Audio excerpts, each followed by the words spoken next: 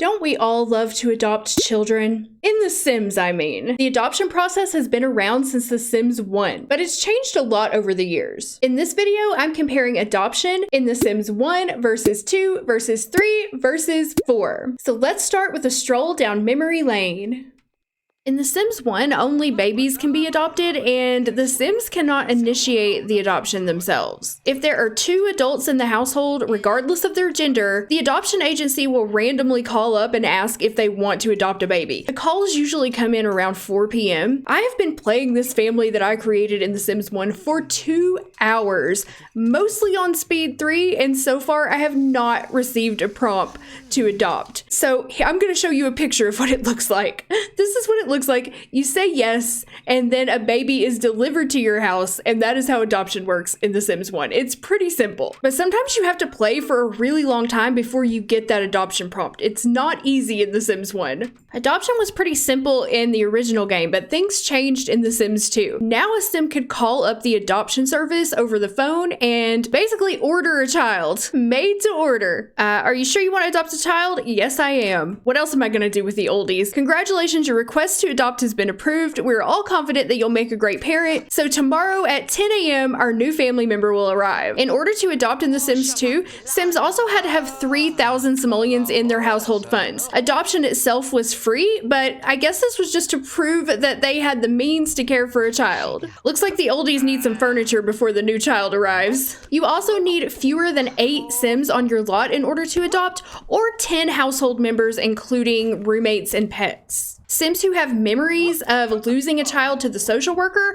will not be allowed to adopt. But this is Sim specific. So if Coral has a memory of losing her child to the social worker, Herb can still adopt. It's not per household, it is per Sim. Now, when someone gets here at 10 a.m. tomorrow, somebody has to be home, or the social worker will not drop off the child. They won't leave them alone, obviously. So it's best to call for adoption the day before one of your Sims has a day off. At 10 a.m. when the social worker arrives, you get to choose if you want a baby, toddler, or child. For the oldies here, I'm going to choose a child. You don't get to choose gender or anything else about the child, and here she is. Little Steffi oldie. So all the other aspects of the child are out of your control besides the age. You never know what you're going to end up with when you adopt, which is pretty cool. If there are any children in the neighborhood who have been taken by the social worker from other families, they will be first in line for adoption. If not, then you'll get a randomly generated child or toddler or baby. You will be able to name babies if they weren't taken from other households, but children and toddlers will be named when they arrive. Coral just went straight into story time. That's so sweet. Adopted Sims are given the last name of the Sim who initiated the adoption. So the Sims Wiki says that adopted children come with a relationship of 25/0, but my Sim came with a relationship of 40/25. Not sure why the discrepancy there, but they will come with a little bit of relationship towards everyone in the adopted family. After adoption, the adopted child will show up in the family tree as a child of the adopting Sim and his or her spouse. If the couple adopts and the parent who initiated the adoption dies before the child is dropped off the next day, the adoptee will not recognize the other parent as a parent in the family tree. So it kind of breaks the family tree. And they also won't have that parent's last name. They will recognize the deceased parent in the family tree though. Adoption does not fulfill the have a child want for Sims without a mod, but it does fulfill the get a grandchild want. And one more thing about adoption, when a child who was taken away by the social worker and re-adopted by another family, they will remember their old family members like their parents and siblings, but only as friends. It severs the family ties to the previous family. Their memories will also be erased unless you get a mod to fix that. So that's pretty much all there is to know about adoption in The Sims 2. It's a pretty straightforward, simple process, and as long as your Sims don't get their children taken away by social services, anyone can adopt as long as they have 3,000 simoleons. There are lots of mods out there that improve the adoption process in my opinion, but this is how it works in the base game. In The Sims 3, Sims can also initiate adoption over the phone. So if you call up services, there is an adoption service which is also free. You'd like to adopt? That's wonderful. We'll send a social worker out to visit you right away. So in The Sims 3, there are no financial requirements like there were in The Sims 2. Anyone can adopt as long as there are fewer than 8 Sims living on the lot. And also, unlike The Sims 2, the social worker worker shows up right away instead of having to wait until the next day. When she comes, you can choose the age and gender of the child. So we're going to choose a male child for this family. You also get to name the child, unlike The Sims 2 where you can only name babies. Let's name him Mark. Victoria Andrews is getting time off work to care for a new child. We also get a memory of adopting the new child. She remembers sitting in a chair reading a book as she adopted this little boy. He's got the demon eyes. That kid looks evil. So just like in The Sims 2, you don't have any control over the appearance of your adopted child. You can only choose age and also gender. And the Sim who arrives will be randomly generated, like little Mark, the demon boy here. Personality, of course, will also be randomly generated. If you don't have any adults, young adults, or elders on the lot when the social worker appears, they will come back later. Like in The Sims 2, the child is given the last name of the Sim who initiated the adoption. Adopted kids will only be acquaintances with their new family. Like in The Sims 2, in The Sims 3, the child will show up in the family tree as the child of the adopting Sim and his or her spouse. While Sims in The Sims 2 can never adopt again if they've had a child taken from the social worker, in The Sims 3, your Sim can adopt again, even if they've had a child taken away. But a certain amount of time must have passed first. I've never had this happen to me, but I've read 5 days and 7 days. In The Sims 3, if a child is taken away by the social worker,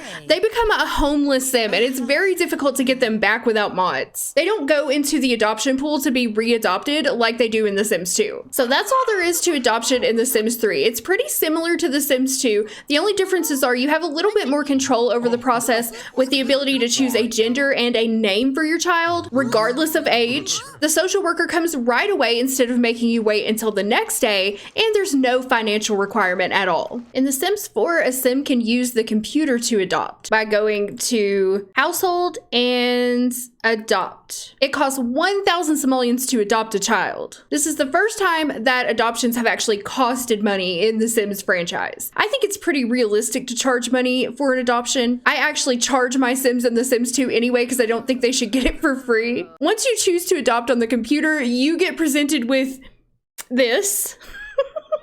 A lot of babies that look exactly the same. They are already named, and then we have some toddlers and some children. None of the games allow you to adopt teens, by the way, without a mod. So for summer holiday here, she's gonna adopt little Yvette, I guess. We're gonna adopt a toddler this time. After selecting a child, your Sim will walk off the lot, and they'll return home with the baby, toddler, or child that they chose. There are no social worker NPCs in The Sims 4, unfortunately, so a social worker does not show up. Your Sim actually leaves the lot and comes back a little while later with the baby. So I guess you can just imagine that they're going to the adoption agency. Summer holiday is bringing home a new family member, adoption complete. So when your Sim comes back, you can change the first and last name if you want to. You can keep it the same or you can change it. We're just gonna keep Yvette's name here. And then they just appear on the lot. And here is our new child. Oh, she's so cute. I got her because she had glasses. I thought that was adorable. Summer can now take family leave. So when your Sims get back, they can also take some time off work to bond with their new child. Like in the previous games, adopted children in The Sims 4 also show up in the family tree as a child of the adopted Sim. They will have the same last name as the Sim who adopted them. Yes, this is a different child because I forgot to show this and I had to re-record it. Sorry. Unlike previous games in the Sim series, children being taken away from the social worker is not held against your current household or any Sims. It doesn't matter how many children they have taken away, they can still adopt more. I prefer what happens in the Sims 2 and 3, that your Sims can't adopt anymore, or at least they have a waiting period. But in the Sims 4, you can get your child taken away and just adopt another. Because I have never had a child taken away in the Sims 4, we're gonna do a little test today, and we're gonna try to get Yvette taken away by the social worker so we can see what happens. In the other games, the social worker will actually come up to the house, take the child away. In The Sims 2, they'll return to the adoption pool. In The Sims 3, they become a homeless child. And I'm not exactly sure what happens in The Sims 4, so we're gonna find out today. I'm just gonna cheat Yvette's hunger down like as much as I can and see if we can get her taken away. I'm sorry, Yvette, I'm sorry. Here we go. Okay. So due to neglect, Yvette is being whisked away to safety. Maybe you should consider a goldfish before jumping into parenthood again. Good job, Summer. And the baby just disappears in a poof of sparkly smoke. So now I'm gonna have Summer go back to the computer and adopt again. And let's see if it just lets her adopt. And I also want to see if Yvette shows up again in the adoption pool or if she's just gone forever. No, not you, Travis. No, I don't want you to adopt. Wrong sim. Abort. Okay. Yvette is gone forever. We cannot get her back. She is not in the adoption pool anymore.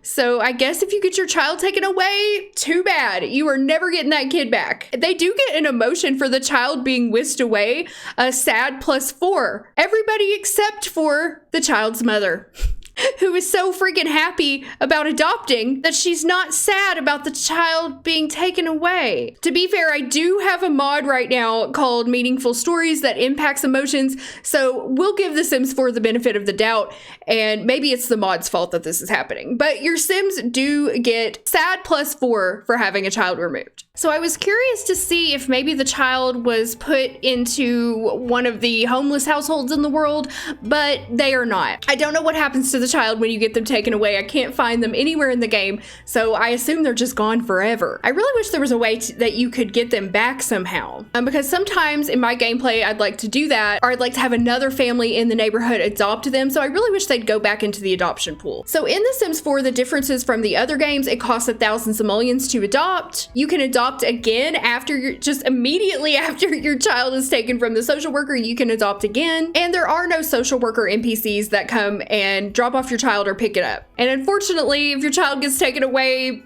it's gone. Things have changed a lot since the early days in The Sims 1 when you couldn't even initiate adoption yourself, all the way to Sims 4 when you could just go on the computer and order a child. I actually really do like the Sims 4 adoption process besides the lack of a social worker NPC. I find that very disappointing. I don't think it would be that difficult to just have a social worker show up with the child, kind of like the pet adoptions in The Sims 4.